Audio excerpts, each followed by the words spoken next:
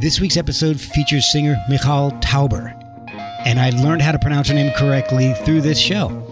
We discuss her new album, No Resolution. We also talk about being born in Israel, going to law school instead of pursuing music. We also discuss taking Dave Pirner to the prom while she was in high school and how her neighbor in Las Vegas was a bank robber. Please give us a follow at Performance ANX on Twitter and Instagram, and don't forget to rate and review the show wherever you listen. Please enjoy this episode of Performance Anxiety featuring Michal Towber.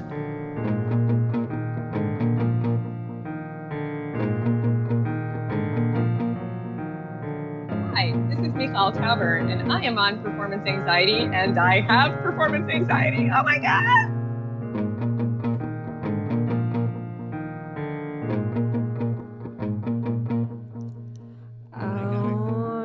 To start playing guitar, my dad got me an acoustic, and it wasn't the greatest. The action on the strings was really high, and so I'm sitting there trying to finger chords, and I'm like, oh, this is horrible. This isn't what I want to do, because I'm listening to. I mean, this is mid late '80s. Like, I want to play Zeppelin and Hendrix. How can I do it on this thing? This isn't what they're playing. I didn't realize I could. This is, you got to learn the chords, and I mean, you can't just jump into playing.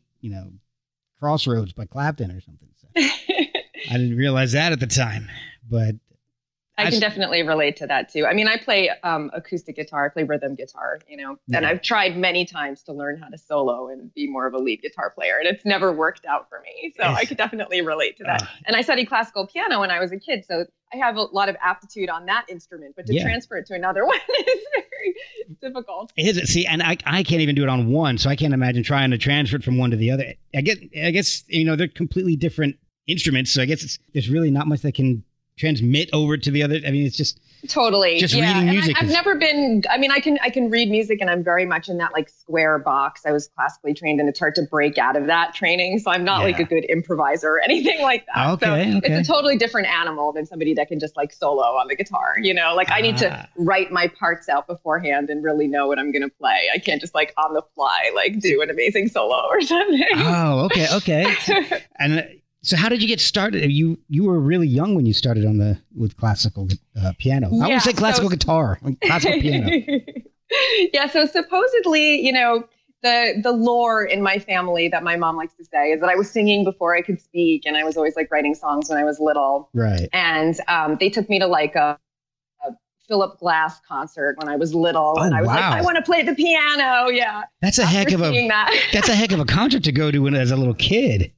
Yeah, my parents were like artists, so they were visual artists, and they would always take us to galleries, even like when we were really little babies and stuff. And so I got like a good exposure to arts when I was little. That's fantastic. And then, so I really thank them for that. And then when I was 5, they enrolled me in like the Suzuki method for piano. And when I was 6, I had a private teacher. This is Lisa Grad on Central Park West, and I started going to lessons with her. And she's amazing. She's in her 90s now, and she's still teaching. And she became this like really big like mentor for me, both personally and musically. She was like somebody that I could like go and talk to about my problems when I was a teenager. And even when I like went away to college, I would come back and take a lesson with her now and then. And she's just really awesome. And when I told her that I wanted to become a rock star, she gave me my first acoustic guitar and was very supportive of that as well. Oh, wow. That's so nice. Most instructors that I've run across would do the exact opposite. Like, no.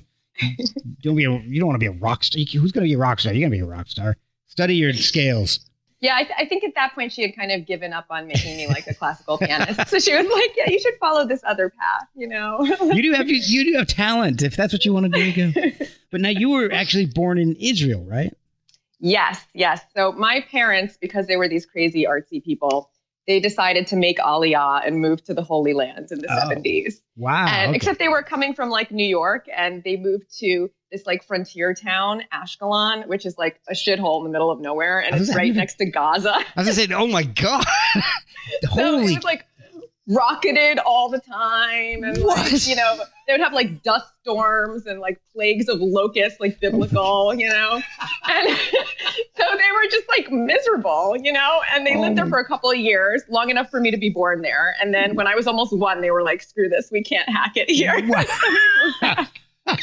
I'll give them credit for figuring it out, at least. Oh my gosh. Yeah. The fact that they managed to hang on there for like 3 years is pretty crazy. 3 years of rockets and locusts.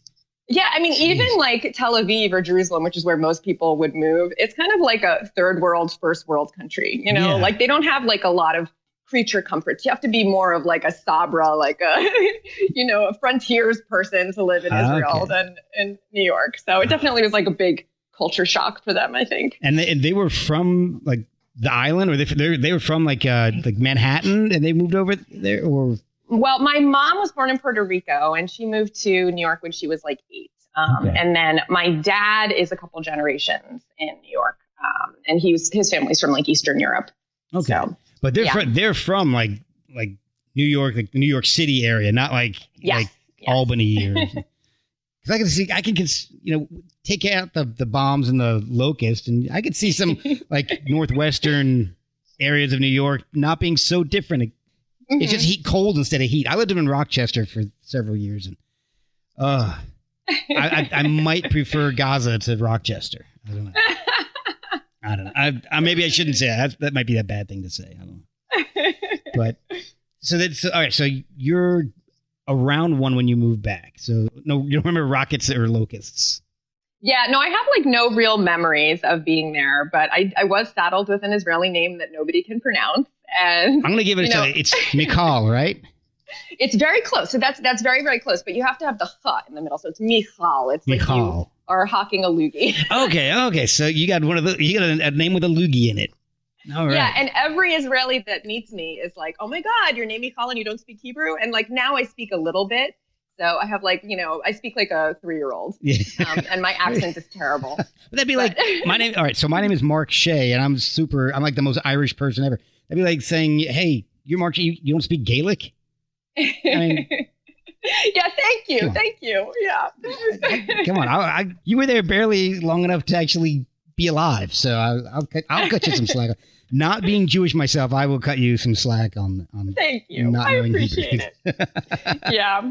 And then when we moved back, we moved to the Heights. So we were in Washington Heights until I was 8. And then we moved to the Upper West Side, to 94th in Amsterdam. Okay. Yeah.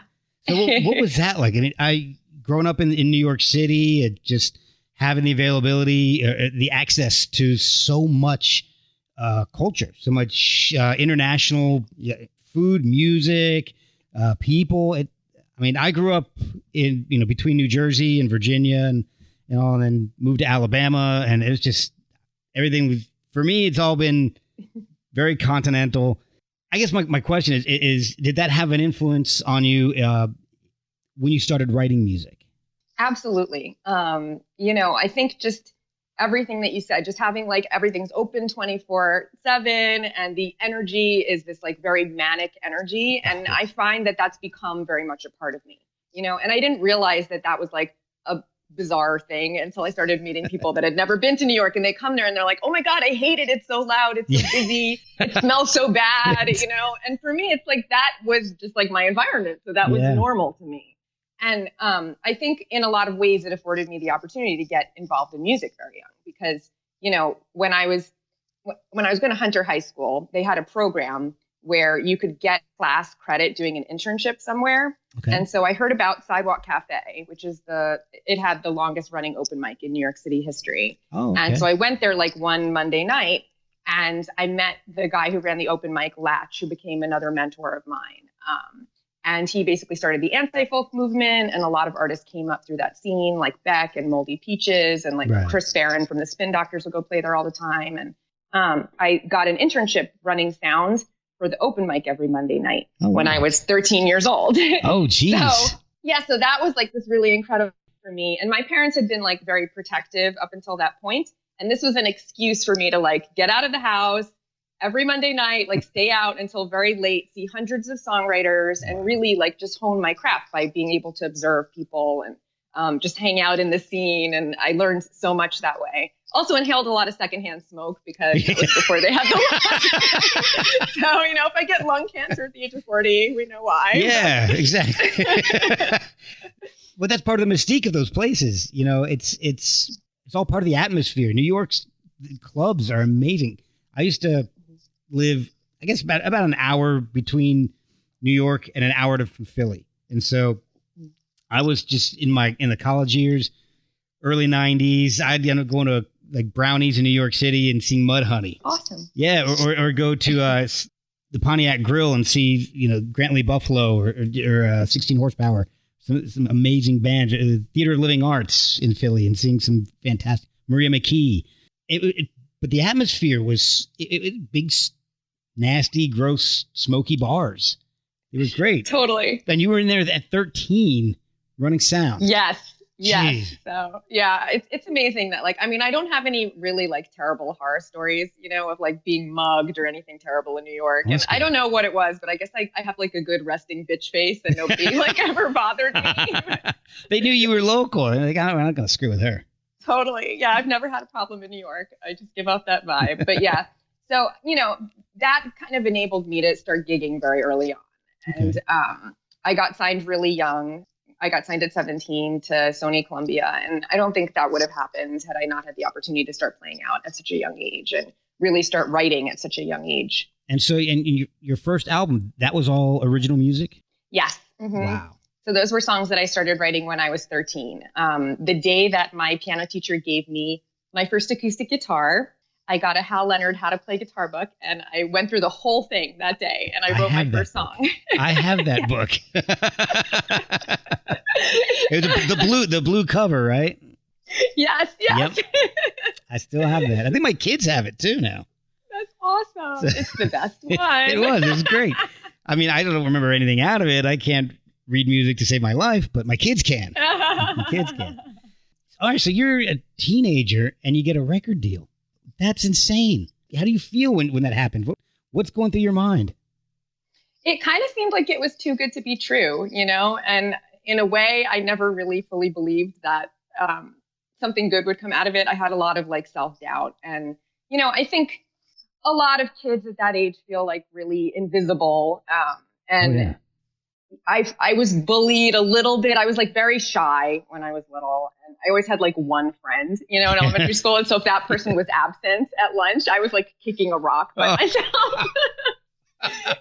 Michal at recess, kicking rocks. Yeah, it was very sad. Oh. And I was very much always an overachiever, and I had kind of a dragon mom, and so I got straight A's. And I remember the first time that I got an A- on something, I cried because I was scared that my mom was going to kill me. That kind of I was I had glasses, braces, the works. I was totally a nerd. Oh, and then when I started writing songs, it was suddenly I had my own identity and I could break out of that classical music geek shell, Right. And then when I got signed, it was a little bit of validation, oh, I am cool, I'm not this nerd that everybody picks on, Yeah, and I mean, you can take that into school and check this out, suckers. How many of you have a record deal? Yeah, there was a little bit of that, I was yes, I am cool. Yeah. And then on top of it all, I had met Dave Pirner from Soul Asylum at Tramps. I played at Tramps, and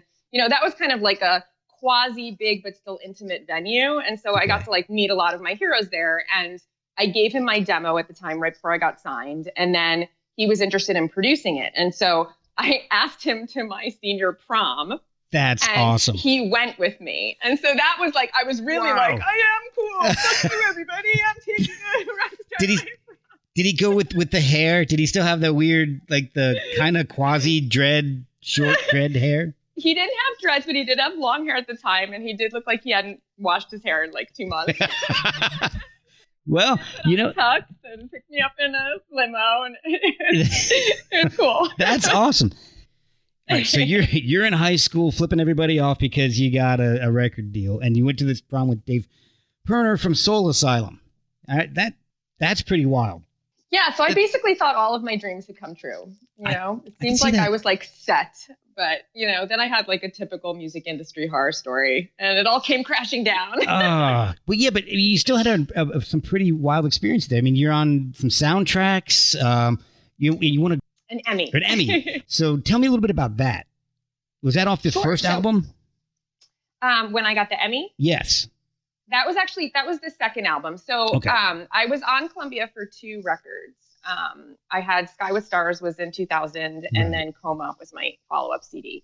And at that point, I had already gotten in trouble at the label because they basically were like jerking me around. You know, like I deferred going to college for 3 years. I got into Yale and they basically were like, you can't go to school. You need to focus on like putting out records. And so I put my entire life on hold. And then it was just like this process. It's like, hurry up and wait, because time in the span of a corporation is very different than in the span of a 17-year-old's life, you know? Right. And like all of my peers were going off to college and I was living at home and, you know, had like nobody to talk to. So now it's the opposite. So now now you're the one living at home. Totally. Yeah. I thought I was going to be a rock star and now I'm like living with my parents, you know? And then I had been like playing out hundreds of shows by this point every year because I'd been gigging since I was 13. And they basically told me to stop playing. They were like, we're going to set you up on a big tour and you need to do like a tour that's worthy of a major label artist. And so don't play these shows that are going to like tarnish your image. Just wait for us to like put you on a big tour. So I wasn't gigging anymore, really. And then Don DeVito, who signed me, was amazing. He's this like really, really amazing guy. He passed away a few years ago. But he was like very much into making like careers for artists and not like flash in the pan success. And he was like a father figure to me and like a very, very nice person that really believed in me artistically. But he was like kind of on his way out at Columbia at that point anyway, because he was retiring and he got sick and he tried to give me as much creative control as possible. And we like went to Bearsville and, you know, spent all this money that I'm still recouping to this day. Oh, geez. And we made this like record that I was really proud of that Pirner produced. And then we delivered it to the label and they were like, we don't want to release this. We don't hear hooks. We don't hear hits. Wow. And so they threatened to basically shelve it indefinitely. And so I reproduced it with my manager's husband in the city in like his studio. I like reproduced a lot of the tracks. Okay. And then they released that version of the record. But by now it's like I had a 3-firm deal and they counted that as 2 records towards my 3 because I had to like remake the record. And then I was like so frustrated because I was in this holding pattern that I did this interview in Stuff Magazine where I basically like talked about, I badmouthed Jessica Simpson for like being hypocritical and like, having this like, having this like very like buttoned up virginal image, but then also like wearing like leather bustiers and short shorts to like try to sell records. And I mean, in retrospect, was I jealous of her? Yes. You know, and like, should I not have said that? Yes. But it was like, you know, very frustrated. And they were pouring all this money into her because they thought that she was going to be like the next Britney Spears, you know, and they didn't know what to do with me, basically. And they kept on telling me to like niche down and be more pop. And they wanted me to work with other writers and, just not be myself, because at that point it was like pre like Avril Lavigne, pre them realizing that you could have like more of like a rock singer songwriter success also, and they didn't have like the blueprint of what they were going to do with me basically. And so I got in a lot of trouble for saying that. And they bumped me to an imprint, RPM, which was Tony Bennett's son Danny's label. So it was still under like the umbrella of Columbia, but it wasn't like Columbia proper. And then I made my second CD, Coma, and then they did like a limited run of that, and they sent it to Hot AC and AAA, which was like totally the wrong format for me because I was like an alternative artist, you know? And so they could have like worked college radio or like, you know, tried to break me in like Europe or something. And they like kind of just totally mismanaged my career. And then after that, they basically dropped me. And that was like when Napster was starting and like peer-to-peer file sharing. And it was totally changing the economic model of the industry. And they had 3 major waves of like personnel and artists being dropped. And then I was dropped in like the last one, basically. I've heard that, you know, I've done a few of these interviews now, and I've heard that a lot around that time period. A lot of the people that I've spoken with, they said the exact same thing. Like, all that started happening. And then everybody that were champions of us or the band were gone. They just, and then they were left out waving in the breeze. Totally. And there were wonderful people at the label who really fought for me. Like Howard Wolfing, for example, was an amazing person. And I'm working with him again. He was my publicist at Columbia. And, you know, Don DeVito was amazing. But he, of course, was getting very sick at that point. And so it just, there wasn't anybody really able to fight for me at that point. And I'm kind of skipping over a lot of stuff. There were some really good opportunities that I had while I was on Columbia. One of them was that Don introduced me to Billy Joel, who kind of became a mentor to me for a little while. And that was amazing. That's a good mentor to have. Yes. Very, very nice. Very, very nice. So what kind of work did you end up doing with Billy? I ended up recording some of his classical stuff that he has written as William Joel. And then that also was right when his daughter was starting to get into songwriting. And so he wanted me to kind of like talk to her about songwriting and that kind of stuff. Oh, wow. And then I sang background vocals on a song that he did for that movie, Runaway Bride. So there were like a couple of little interesting things that came out of it. But that also didn't like fully go anywhere, you know? And then I also was introduced to Paul Glass, who was a music director from One Life to Live. And so I started doing work with them, and I did like a lot of instrumental composition work, and they used some of my songs that I'd already written, and I wrote some songs for them. And that's when I won the Emmy as part of the composition team for One Life to Live. Okay.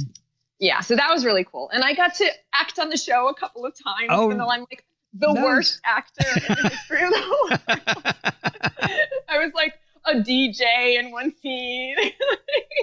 That's awesome. Oh my gosh. Can you get a copy of that for your own, I guess, library? I think it does exist on like VHS tape somewhere, but I have to have it transferred because all the technology has changed already. Oh my gosh. But it's probably for the best that stays in like the Batcave because it's pretty embarrassing. I get like when I'm in front of a camera, which is why I covered my face, I get like the fear. I'm like so just an awkward human being. So for me to try to act is like a disaster. Oh, geez. Well, you're doing great right now. Maybe it's because you covered yourself up, but your style's really changed. You went from a more of a pop sound to a lot angrier in like 2 albums. It was pretty striking because I heard when I was doing the research, I heard your the song that you won the award for, Tissue Paper Wings.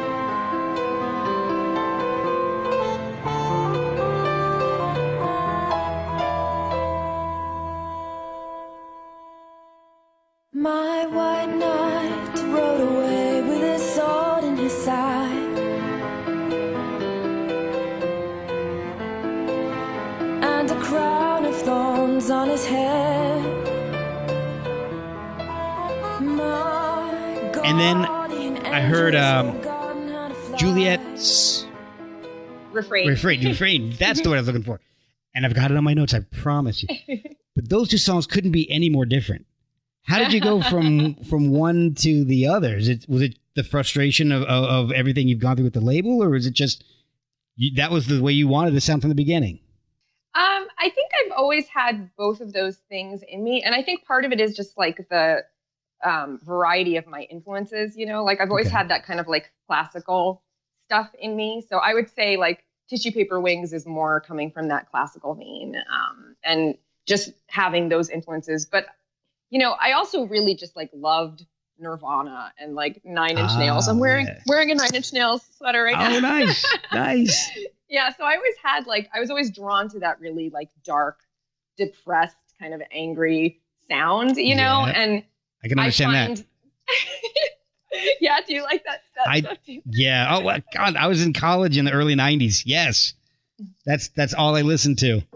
So that's totally my wheelhouse, like '90s alternative rock and like industrial stuff. And if it wasn't angry, it was sad. I love like Elliott Smith. Oh gosh, Fiona Apple. Jeff so, like, Buckley. Yeah, all of my heroes are dead. Yeah.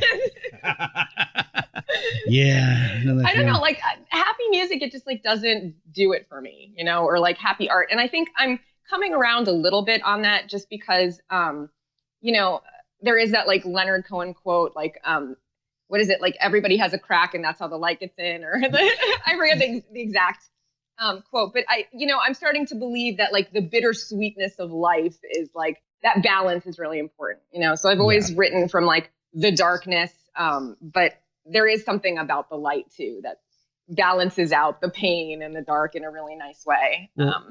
Well, for me, it was, I've actually, and this is going to sound funny, when I was growing up, definitely more on the darker side, the heavier side. I was listening to, I grew up listening to Megadeth, Metallica, moved into Soundgarden, and I was always looking for the new weird band that nobody knew. Mm-hmm. Once I had kids, that's when I started listening to, poppier stuff. I mean, mm-hmm. And I have a couple secret bands that nobody knew about that I would always listen to, like, in the late 80s. I loved Duran Duran. I loved Hall & Oates. Nobody knew that. I'd put like a Hall & Oates cassette. Your guilty pleasures. Oh yeah. Well, in my school, if you're walking around school with a Megadeth "Killing Is My Business" t-shirt and you're listening to Duran Duran, you're gonna get pummeled. That's the way it rolled in Somerville, New Jersey. But I would like hide. I would have like Ravel's Bolero or something, and I would hide it in a Megadeth cassette case and I'd just pop it in my walk around so nobody would know. But I got more into it and more accepting of it and accepting the fact that I actually liked it when I had kids. Like, you know what? There's not all pop is crap. Some of it's pretty good. You have to be a little bit of an optimist to have children, even, Yeah. If life was all suffering, we wouldn't want to continue it and pass it on, Exactly. I wouldn't want to subject my kids to it if so. That's a very good point. All right. I'm feeling better. All right. See, I'm feeling better already. Well, all right. So before we move on to the album, you're also a lawyer. Yes. So I've had, there have been times when I've tried to break away from music. And after I got dropped from Columbia, that kind of was like a really traumatic experience for me, because I had that really early success. And then I was like, I found my voice. I found my identity. I'm not like nothing, Yeah. And then I kind of like had the fall, And so after I was dropped, I went to Yale and I was there for 4 years. And I didn't really know what I wanted to study because I was kind of like half there and half out doing my music still and trying to do. Mm-hmm. So when that happened, you had already been accepted into Yale and you deferred it. Yes. Do you have to reapply, or is it like once you're accepted, you're pretty much in whenever you want to go? Or I was pretty much in at that point. I think because I had such a weird bio, that they were like, oh, okay, she has like a major record deal, so that was like it was like a good extracurricular. You know what I mean? And so I didn't have to reapply or anything, which was really nice. So I had that kind of fallback plan. Good. But I also I didn't really fully take advantage of it because I wanted so much to be a rock star and I wanted to do my own music. So I just kind of took whatever credits I had to graduate, and I ended up getting a political science degree. Okay. And then I was like, what am I going to do with a political science degree? Yeah. I'm not going to become a politician, Open a little poli-sci shop on Main Street.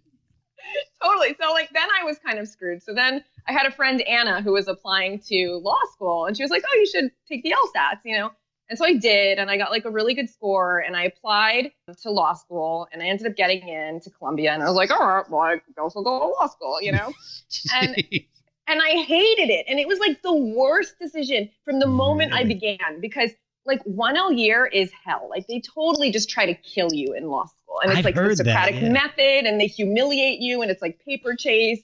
And I'm really introverted, and I think I'm pretty smart, but I'm not a good orator. And when I'm put on the spot, I freak out, And so it was kind of a nightmare for me. But I went through it. I did a year. And then I was like, I can't do this. This was the worst experience of my life. I clearly made a mistake. So then I got offered an opportunity to go to Vegas because my manager at the time, John Greenberg, was friends with somebody that I won't name, who's a billionaire that owns a lot of hotels in Vegas. And he was like, they're opening this lounge and they want to start having a lot of music there. And I auditioned for him, and he was like, oh my God, you're amazing. Your voice is amazing. We want to build a show around you. Come out. Oh, nice. We'll design this lounge show around you. And I was like, this is a great opportunity. Let me take a year off from law school and go do this. And I should have known from the beginning that it was a terrible idea, because this guy was like, I do business on a handshake. I'm not going to give you a contract, but everybody trusts me and everybody knows me. And so, you can trust me. And so I got a lease to go out there, and, he wasn't going to pay me to play music. He was going to give me a job working in the High Rollers Lounge as a bartender. So I would get paid through that. Oh, boy. And then I would be doing my music. And so I was like, okay. And you would think like after having gone to law school for a year, I would like be smarter and have asked for a contract or whatever. But I didn't. And I moved out there and I started working. I got all my licenses, like my non-gamers license and everything else.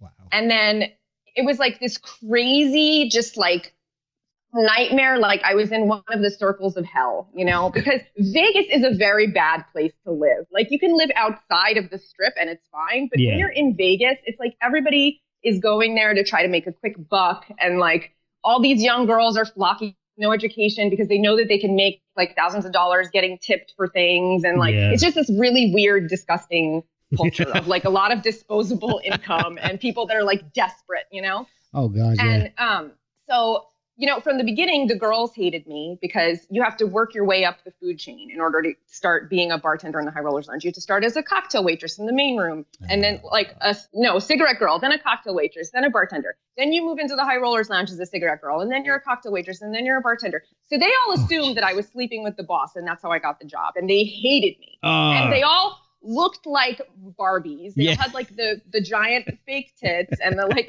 no butt, and they made us wear these humiliating outfits where like the skirt was like the bottom of your ass is hanging out. We were wearing like these high heels. We couldn't lean against anything. We had 12-hour shifts.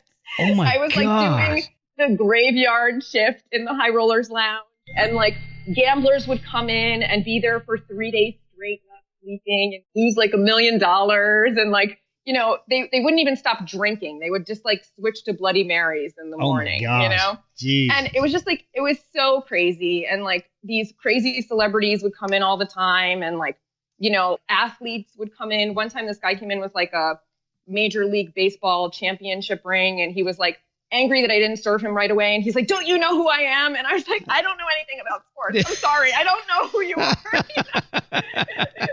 So even like working that job was a nightmare. And then it became very clear that the guy that hired me wasn't going to do anything for me because it was like this quid pro quo situation. Oh, and I was like, I'm not going to sleep with you. And so he like didn't do anything for me.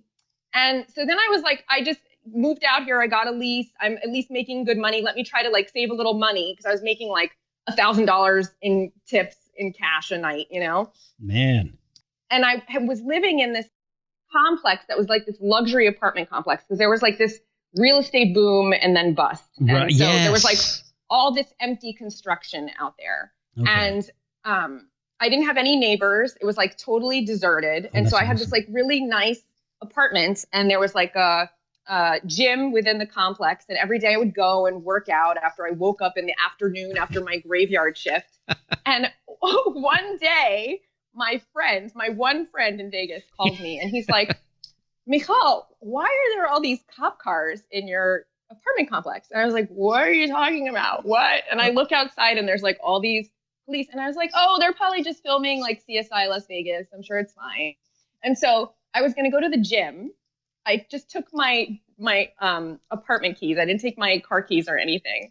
I go outside and I close the door, and then this cop comes up and grabs me and is like, what apartment did you come out of? Where do you? And I'm like, they like pull me into the office and they wouldn't let me leave. And apparently I had a neighbor. I didn't even know that, but I had a neighbor that was on robbing banks, went on a bank robbing spree. And he had out of town guests that were staying that also did not know that he was robbing banks. So they were in the office with me, and the police had this like standoff with him over a megaphone for 2 hours trying to like talk him out of there. And he ended up killing himself with a shotgun in the apartment next to mine. Oh and my so then I was like, God. I'm breaking my lease. I'm going home. Nothing could be worse than this. Even law school is better than this. I left the next day. I went back home. Gosh. I went back to law school. I finished law school. Then I got a job with the biggest firm in the United States hired me. Wow. And so I was making like 6 figures right off the bat, but I had all this debt from law school. So I was like, I have to go work for one of these big firms to pay back my student loans. Right. Yeah. And so then I was doing that. So now I'm like a corporate lawyer working 70-hour weeks. And of course I'm miserable because I'm not doing any music. I have no energy for anything else. And I basically worked there for like 2 years, then burned out. I got married at this time. Oh, boy. And I got pregnant because they had a really good maternity leave policy. And I was like, I need to get out of here. And this is my ticket. Wow. Yeah. So that's how I ended up having my first child and quitting law. And I've never looked back. So that was fantastic. You must love your firstborn son.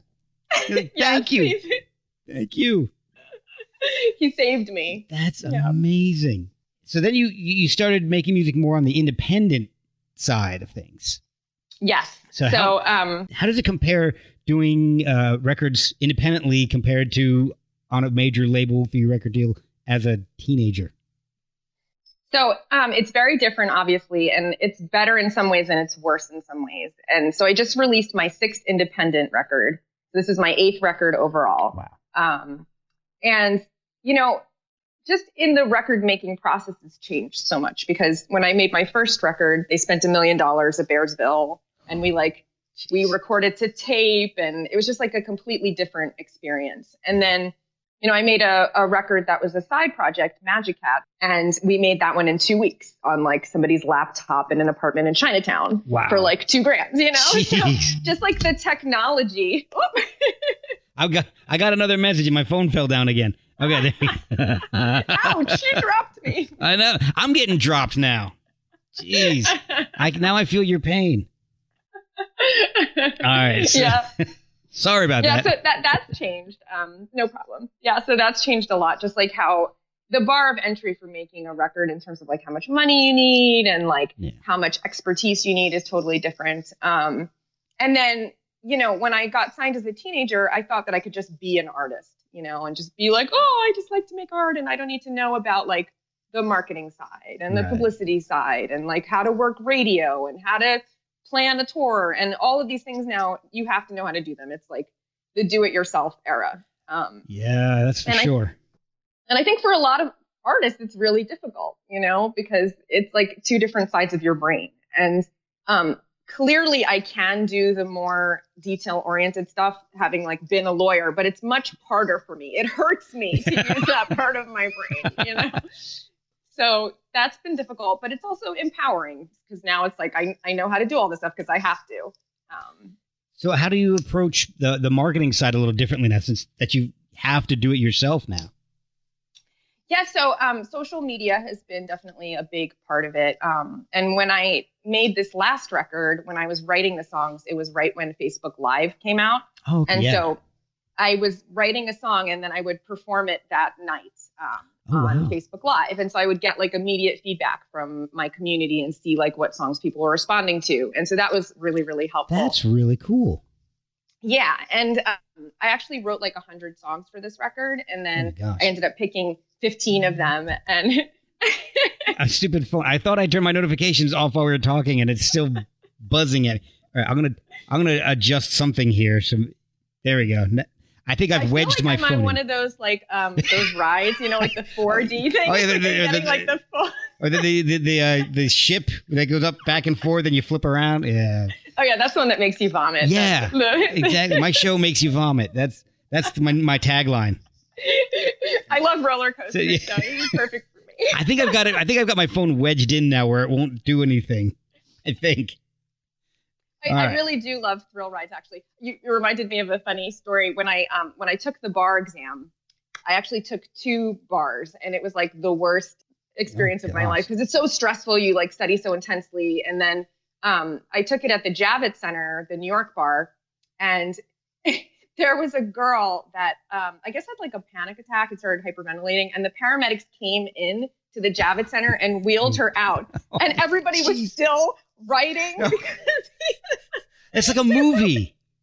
It really was. It's like crazy. Nobody stopped because you're so like primed, and you know you need to like get through this exam, and every second counts, you know. And so when I finished, after I took the bar, my friends Galia and I went skydiving because I have a fear of heights. And I was like, the only thing that I can imagine that would be more terrifying to me than having taken the bar is jumping out of an airplane. Oh, wow. So we did that, and it was really fun. Oh, my gosh. That was one thing I wanted to do for a long time, and then I got married and had kids, and I have like no desire to do that anymore. Yeah, now that I have had them, I can never do it again. But then it didn't matter if I died. It was only me. So it was crazy. So you've got a new album out, and I'll tell you what, it's really great. I really enjoyed listening to it over and over again. And the funny thing is, so I have a day job, unfortunately, because I'm not making any money doing this yet either. So I listen to the songs, but I don't always have the opportunity to look and see what the title is. So I will be referring to as many notes as I can while I'm talking to you about this. So if I get something wrong, I apologize in advance. The album starts off on a real downer. The song is really depressing. Yeah, it is. I'm sorry. No, but I'm sure. I mean, it's a great song. It really is. But what was the thought of starting it off that way? Because there are other songs that are and the album as a whole. I mean, it's got some poppier songs, but they've got some amazing guitar work coming in the middle. I'll hear this great, like a song that could be on the radio, and then all of a sudden I'll hear this like totally just chugging crunchy guitar in it, and it's like, this is awesome. It's the whole album definitely to me sounds like something I would have listened to back in college, like early to mid 90s. Yes, that's so awesome. That makes me very happy. Oh, good.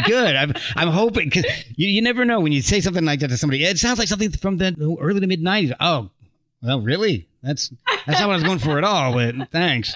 So I'm glad that's like my favorite era of music. Oh, good. That makes me really, really happy. So I had basically two main collaborators in making this record. One of them was Kazem Zaidi, who was the producer engineer. And then my other one was AR, who's played the guitars. So that like crazy solo on Let Me Down Easy is him. I was going to tell you how amazing that solo was. That is incredible. Yeah, he's an amazing musician. He also plays saxophone. He's like crazy, crazy good. But he was basically like my main confidant when I was working on the songs, demoing them, and then also when we like put the record together and when we sequenced it. So we went through it very carefully and we made all these different orders, and we really wanted to just like take people on an emotional journey, you know? And so we wanted people to like listen to the record as a whole. And it's just that seemed like when we figured out that sequence, it seemed like it could be no other way, you know? Well, it's because the first song is The Crash, right? Mm-hmm. Okay. And the guitar on that was composed by Scott Putesky. I don't know if I'm pronouncing that right, who most people would know better as Daisy Berkowitz from Marilyn Manson. Yes. Yeah. And so he's been my friend for a long, long time. I met him when I was on Columbia, and I reached out to him. I just emailed him. I found his email on the internet, and I was like, I'm playing at South by Southwest. Would you be interested in playing with me? And he got back to me, and he was super nice, and he was really into it. And we stayed friends since then.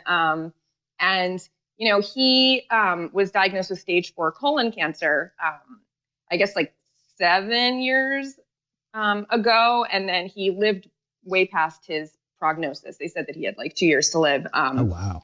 And he went through so much with this cancer. He was such a fighter, and he was going to the Mayo Clinic, and he was having chemo like every 4 weeks for like years. Oh, and I don't know how he did it, but he was still like so motivated to do art, both visual art and music. And when I was making this record, he played on The Crash. And then unfortunately, we didn't end up using that version because I switched producers. I had demoed some of the songs, and then I found Kaz.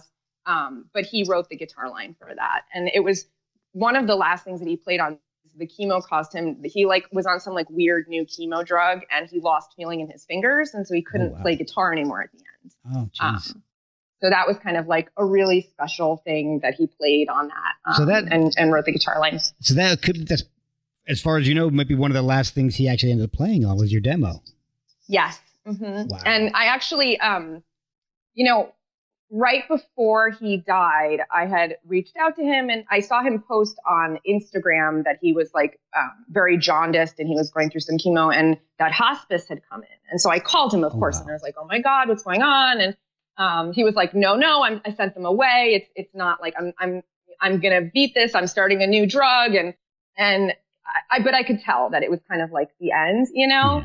Yeah. And I spoke to AR and I told him, I was like, I don't know, like what's going to happen. Like, I wish that I could go see him. And he was like, well, why don't you like just go see him, you know?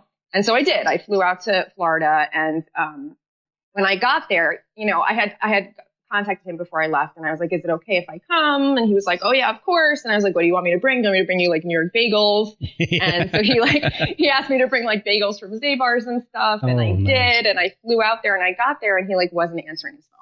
And I like couldn't get in touch with him. And I was like calling. And I called his parents and I couldn't get in touch with them. And I was like, fuck, like, I don't know if I'm going to get to see him. And I went back to the hotel and they were like having karaoke in the bar. And there were like these 70-year-old guys and I ended up singing karaoke with them. And it was like just this like crazy night. And then his mom called me and she told me that he was basically in hospice. And I went to see him and I saw him that night and he passed away the next morning. And so I got to kind of like say goodbye and I sang to him and I held his hand and it was like this very like, very sad, but very meaningful. And I was so glad that I went, so that was like, yeah, I got to say goodbye to him. So, and you still have the demo with you. So that's got to be so special to you then. Yes. Yeah. Now, is there any thoughts of ever releasing that as on anything at all? That's a really good suggestion. I haven't thought about that, but that's not a bad idea. I'm full of great suggestions. Just ask any of my other guests. Really that's a really good idea, And then his mom actually passed away shortly after he died, and so Jessica from Jack Off Jill was like doing an auction of some of his art and his guitars and stuff to try to help his dad, and so it's actually not a bad idea to release that and maybe try to give some funds to his family and stuff.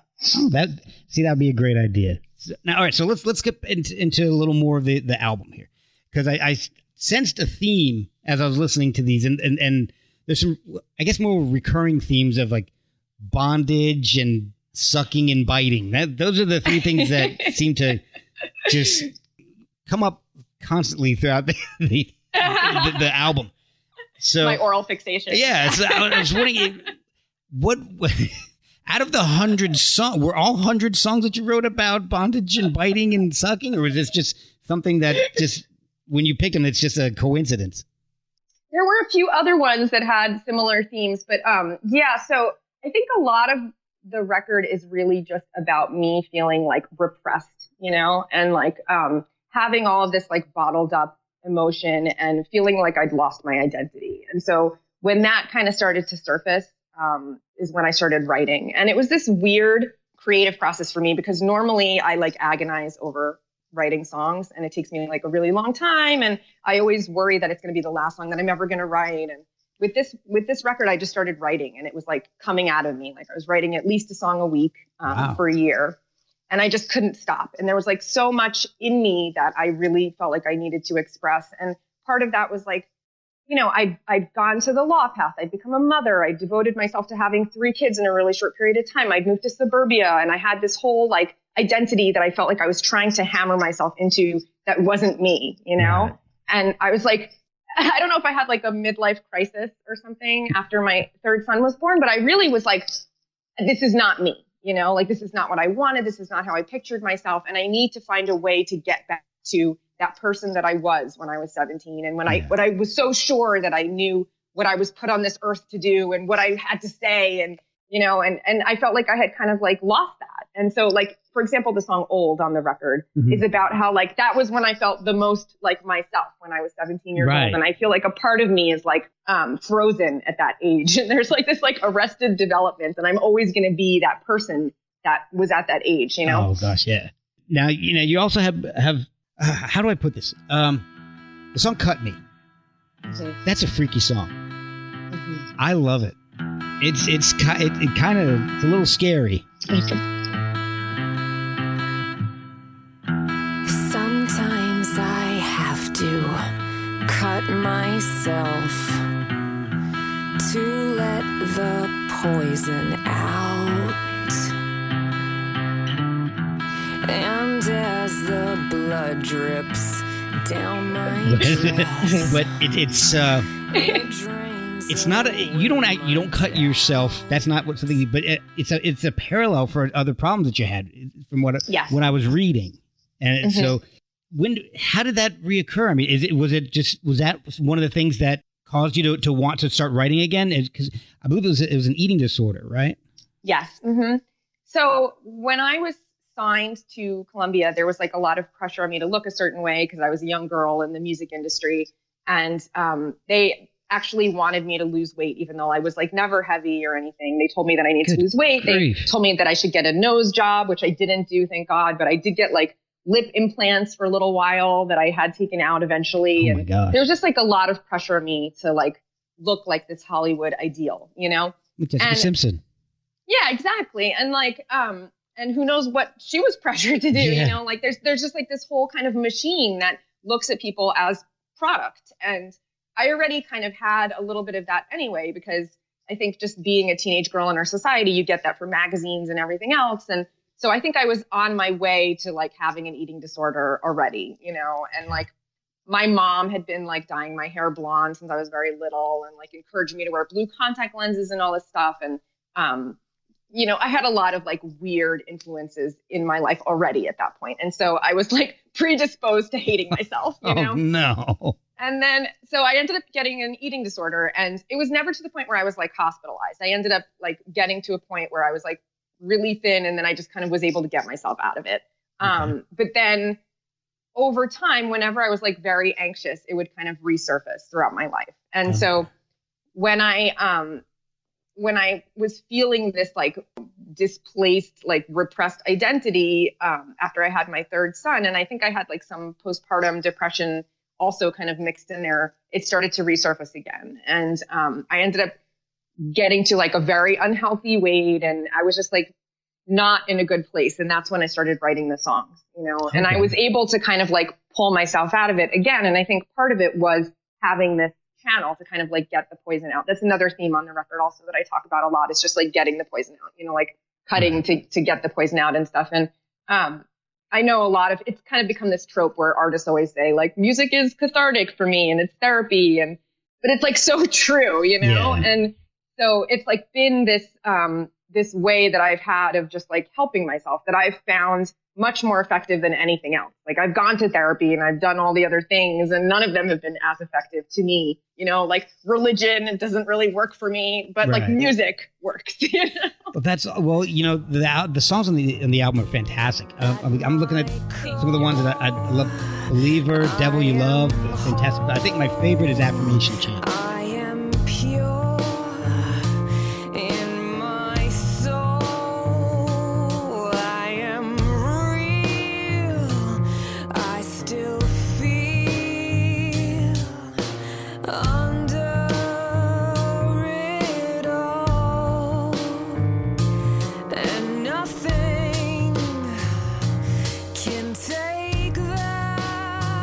Well, that's the most positive one on the record. It is. And I love the Brodie Chant thing that you do in the beginning. How did you come up with that?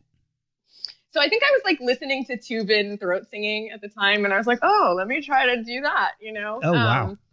So I was just like, and also I've been teaching like vocal coaching for a few years now. I've been doing that for 7 years since I quit law. And so I have learned a lot about like moving around the resonance and like different parts of your mask and like seeing how that affects your tone and everything. And so I was playing around with that, and I just thought it sounded really cool. Well, it's awesome. And I heard the live version you did on YouTube today, and that's just as cool. That was Thank you. I like the really long intro. Yeah, you got to hear AR doing his improv stuff there. That's all. Yeah, he just like makes it up on the fly. Really? Oh, yeah. That was so fantastic. In fact, now you've got at the end, you've got, I guess, it seems like it's a little hidden track at the end. So is that now? I love hidden tracks. Growing up, you know, collecting CDs. I swear I've got about in my room below where I'm at right now. I've got probably 3,000 to 3,500 CDs. That's so awesome. So I've got my share of hidden tracks. But did you do that? Was that kind of like a little nod to the 90s, or Yes, totally. Yeah, no, it's like what's it called? The Nine Inch Nails record. I think it's Broken. Oh yes. Like there's like track 99 and 100. Yes, and Nirvana. If you leave it in, it just keeps on like skipping. And yes, Nirvana as well. Endless, Nameless. It totally was. So, yes.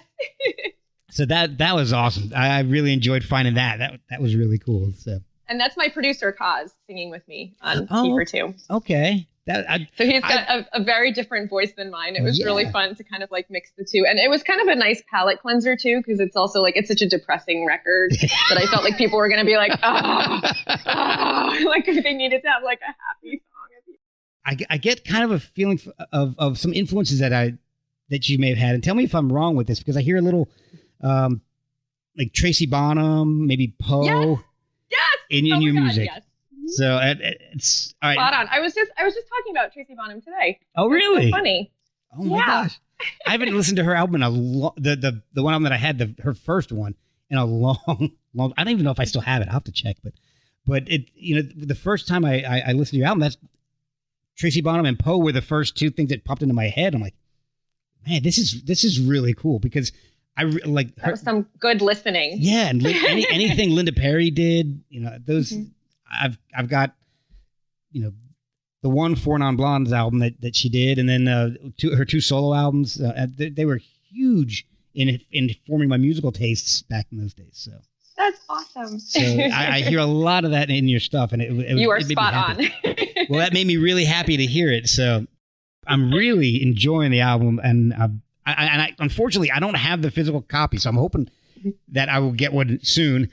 Because as a photographer, I really love the images from it. I've only been able to see one or two, but the cover is really interesting.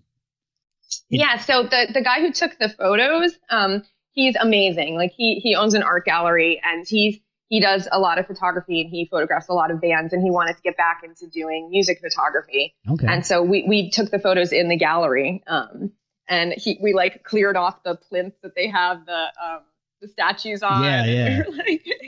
That's really cool. Now, the font in there, it says the title is No Resolution, but RE in resolution is grayed out a bit.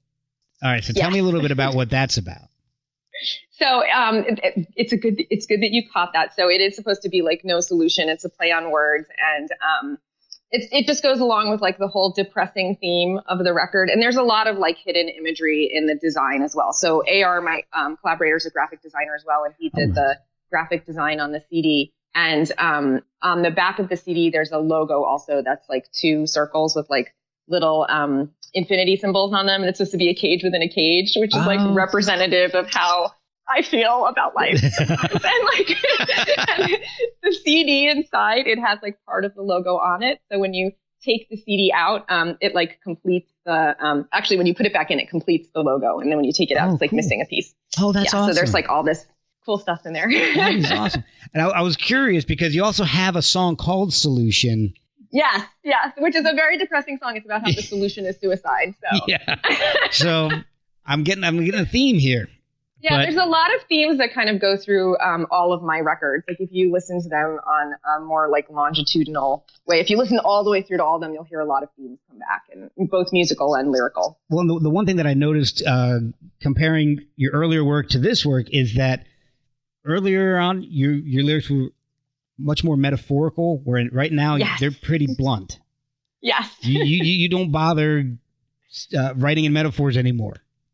Yes. Well, I always thought that like I had to couch my lyrics, like to make it more high art or something, like I needed to be more vague. And I do appreciate that sometimes in lyrics, because I think that it allows you to kind of project whatever you want onto lyrics if they're more vague, anybody can kind of read what they want into them. Exactly. But for this one, I was like, I need to, like, there's just stuff that I need to say, and I need to say it in like the most blunt way possible. And also just the speed at which I was writing kind of prevented that, that premeditation. Like it was just this like flow of ideas, and however it came out, it was very stream of consciousness and very unfiltered. Well, it definitely comes across that way. And it's really refreshing to know what the artist is thinking. I know everybody's like, oh, you listen to Tool and you can't understand half the lyrics Maynard's singing. And we do that on purpose. We don't print the lyrics because we want everybody to have their own interpretation. I get tired. Sometimes that almost becomes a little too pretentious for me. I like an artist to sometimes just say what they want to say, what you're supposed to say what you want to say what you're trying to get across. Just tell me. I'm not that smart. Yeah, for me, lyrics have always been of paramount importance, and I think a lot of musicians always say like the music comes first, which is understandable because they're musicians, you know, but for me, it's always been like the lyrics have been very, very important to my music. And obviously I appreciate bands that don't put as much stock in their lyrics, like Nirvana, for example. Like he would just supposedly like make stuff up in the studio and like make mouth noises and then like make words out of that. But for me, the lyrical content was always like really important. Well, I've kept you for quite a while tonight. I only have one or two more things I want to ask you because you are a vocal coach. Yes. and you're a big Kurt Cobain fan. Yes. How do singers do that growl, like the Cobain, Chris Cornell kind of growl without blowing your voice out completely? How is that possible?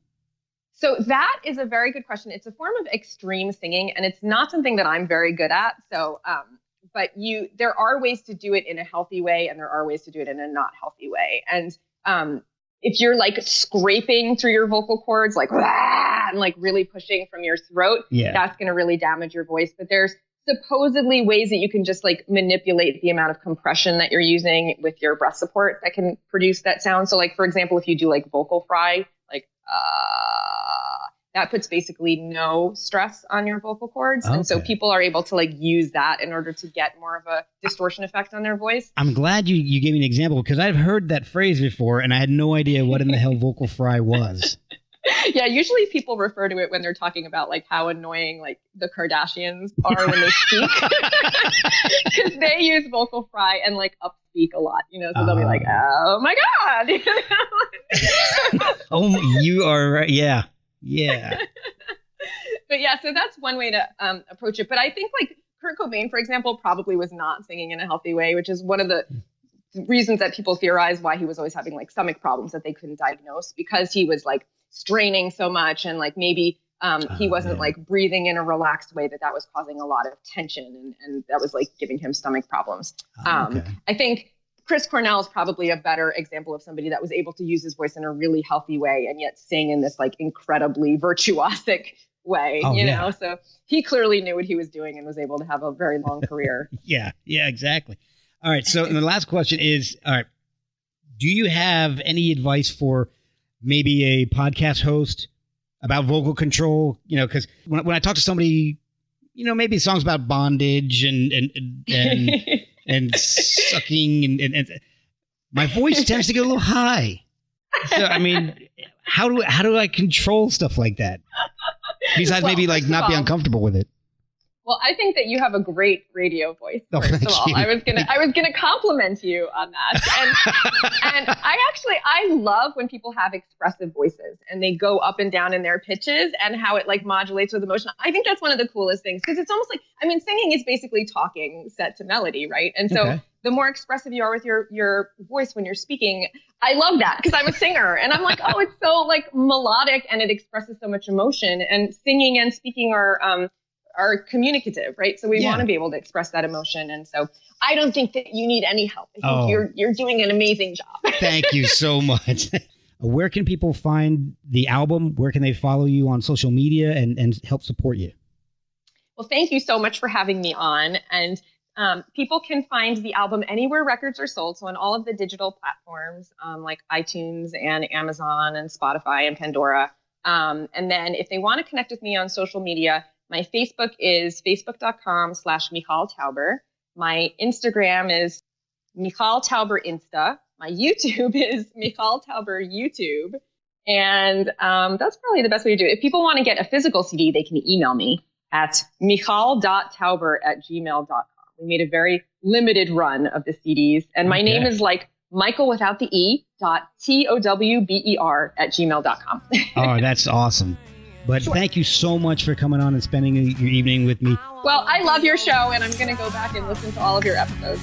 You're such a great interviewer, really. Thank you so much. I wanna be your big bad